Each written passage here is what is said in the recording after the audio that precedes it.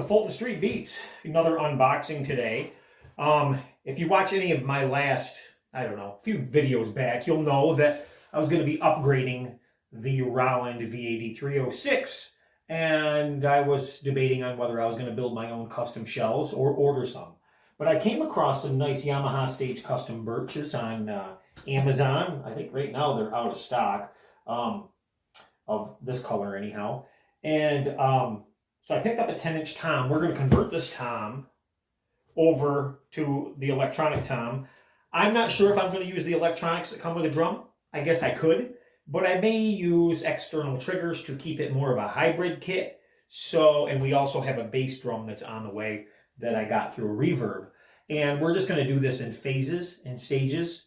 And I hope you guys will be along for the ride. But let's unbox this and see what we got, because I am curious. And of course, my knife is missing, but that's okay because we have other things. Let's just open this up here. There we go. And let's see what this little 10-inch tom looks like. And of course, it's going to be a lot nicer than what Roland provides for toms, with nice bearing edges. And there we have it. Look at this. And I'm just trying to get a more of a traditional feel while playing the electronic kit. So that is why I went this route. This is not okay. This is sealed up pretty good. Not extreme packaging, but as you can see, a very nice looking tom with a very nice wood grain finish underneath.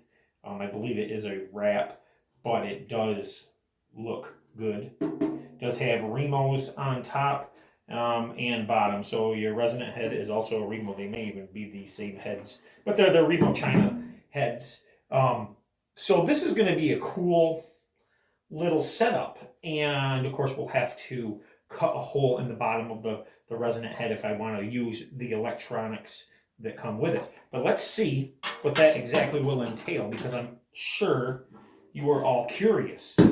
If you want to do a conversion, how quick and easy it would be. Now, to be clear, the inserts for these, the plate, the trigger plate that goes inside, has a little notch, a little nub on it that sticks out. And in the Roland kits, let me show you the Roland version here. Here is your Roland tom. As you can see, they're a little subpar. They got some pretty terrible bearing edges, and just roughly, and they notch out the bearing edge right here. And the bearing edges on these Rolands are horrible. They're horrible. But if you want to do a hybrid drum, you're going to need something with some decent bearing edges. I'll probably still redo these bearing edges. However, we got a good starting point, and this is your trigger plate with your drum trigger inside that drops into the tom. So we're going to see, and instead of notching out the bearing edge, what we're going to do is simply get rid of the notch on the drum plate, on the trigger plate. That's the easiest way, rather than ruin a bearing edge. But we're going to make sure everything lines up. I don't see why it wouldn't, but I could be wrong. So let's see what we got. And like I said, if you want to run these hoops, these particular hoops, you probably can still run these hoops, honestly. I'm not for certain, but we'll find out. But if you do want to run these hoops, you can get an external trigger. Roland makes a nice external trigger, and I do have a few of those on order. Everything adds up. It gets pricey real quick. You know, most of the triggers run around $100 or more. So for those triggers, these triggers right here with the plates, they look good. I wish they weren't notched out, but there we go. And we can see that we have actually a nice 45 bearing edge with a back cut, which is super, you know, traditional and works well. We can drop in our plate. Of course, I will have to get rid of that notch. We drop in the plate and throw on our mesh head, which would sit there. And we could even go as far, should be able to go as far, as long as this is a proper setup for the lugs. Yes, it is. We can use the Roland hoop so everything is pretty much plug and play. The only thing we would have to do is but cut a hole in the bottom of the resin head, or what I'm probably going to do instead of that, if we have a air vent in this at all, and we do, is we can actually run our cable right through the air vent with no modifications whatsoever. So very cool setup. What's it going to look like on the drum? Well, let me just throw these lugs on real quick, and we can get an idea. I'm not going to tighten them down because I have to do some things still, and we'll walk you through that in the next video. But we can go over to the kit here and throw it on and give you guys a quick peek. So there you have what it looks like. Now, I want to be clear on something. You're going to look at this and you're going to go, oh no, that's not going to work. It will work. What you're doing is you're just changing the direction of your tom mount, your factory Roland tom mount. And even though this is a octagon style input, this does accept it and it goes in. It's a nice firm grip and everything works. Everything's fully adjustable. It works great. Let me show you exactly what we have to do this. Let's not just make it an unboxing. Let me show you a quick how-to. We'll wrap it up. I was going to do everything a bit more professional, but let's turn around here onto my table here. This is not my normal work area, so bear with me. So on your plate itself, let me get you a bit better of an angle here. There you are. On your plate itself, you're going to have a little nub that, like I said, fits into the bearing edge groove that's cut out. We're not using that. This is a bad idea. It's bad form. If you have a tight head or at least a properly tensioned head, you're not going to have any movement. So what I do is I just take a pair of pliers and you work it slowly, and you can pop that little nub right off there. You can use a razor blade to clean up the edges when you're done, but then you'll have just that simple little bit right there. Then we have a little bit that will actually fit on the tom right on the bearing edge, and I'll show you that in a second. Let's get over here and show you that. Okay, so here's that little nub I was telling you about, or lack of. I just took it out with some pliers and a simple razor blade. And another thing you can do is if you get in there with even a hot blunt end that fits in there and just kind of smooth it, you can do that. And I'm going to do that a little bit later, but right now this is just to show you how easy this actually is. So then we take our plate, and this is the general direction that it sits. And it sits right on our bearing edge there. Okay.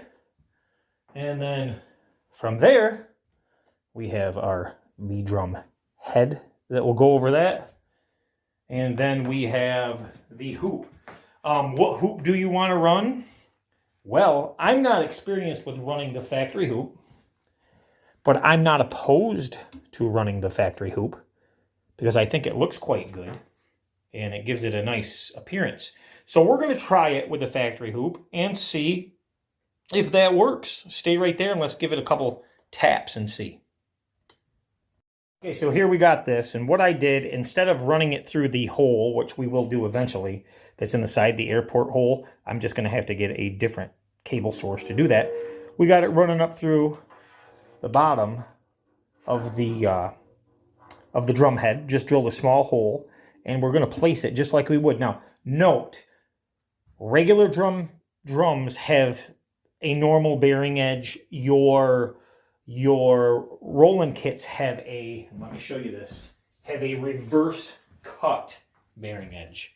So your bearing edges on your Rolands are cut this angle, going into the center of the drum, where your main bearing edges on a normal tom are cut the opposite way with a slight back cut on the edge. How will that affect the playability? Well, we're going to find out, and we're going to find out how this plays with, for now, with the factory Yamaha hoops. Will we get over triggering, no triggering? What are we going to get? What are we going to get with this bearing edge? Will I have to cut a back cut in the bearing edge? That's what we're going to find out. Stay right there. I'll be right back. Okay, we have the head mounted with the factory, with the Yamaha factory hoop and the trigger installed. Let's see what we have for sound.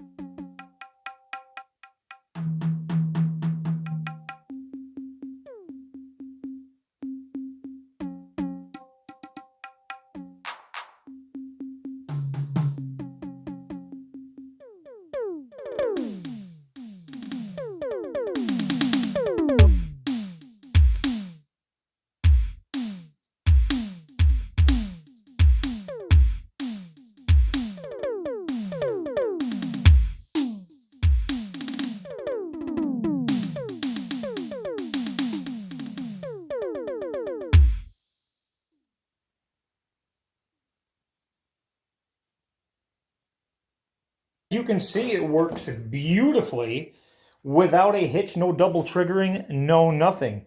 And what does it sound like when it's not coming through? How much louder is it with a resonant head on the bottom?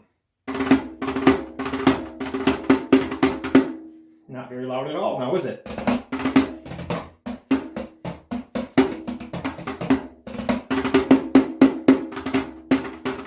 Not loud at all. So, it works. But now what happens when we go to a Mylar head? Let's check this out.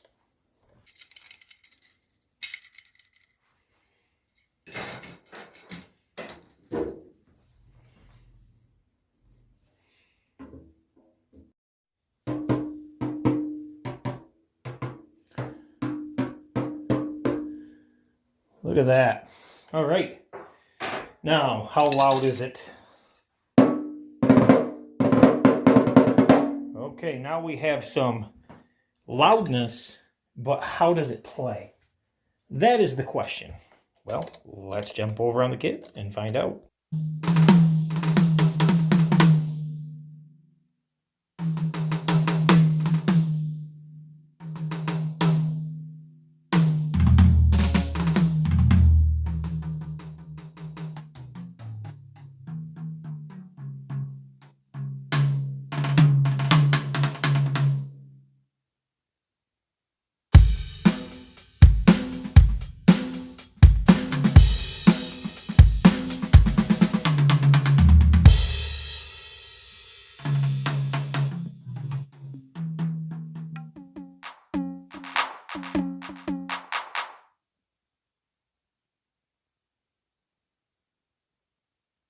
So what we find out very quickly is it is quite a bit louder in the open air, and it really affects the triggering a lot. We don't get the proper sound.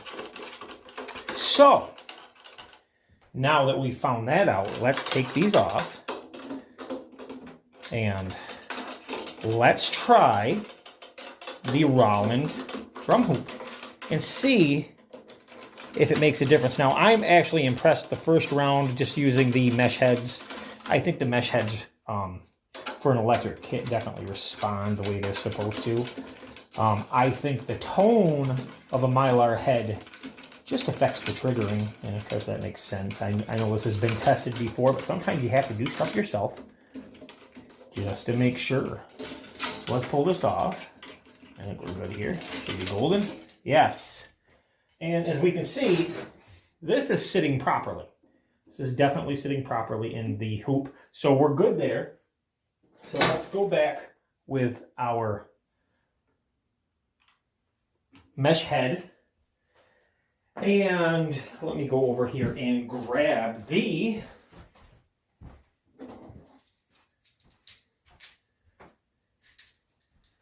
Roland drum head, or should I say hoop. The trigger plate to sit properly is don't tighten these down at once. Do it just like you would an acoustic kit in a crisscross pattern, and tune as you go with sound. If you have a drum dial, they do work on these mesh heads, by the way. So let's test this and we'll be right back.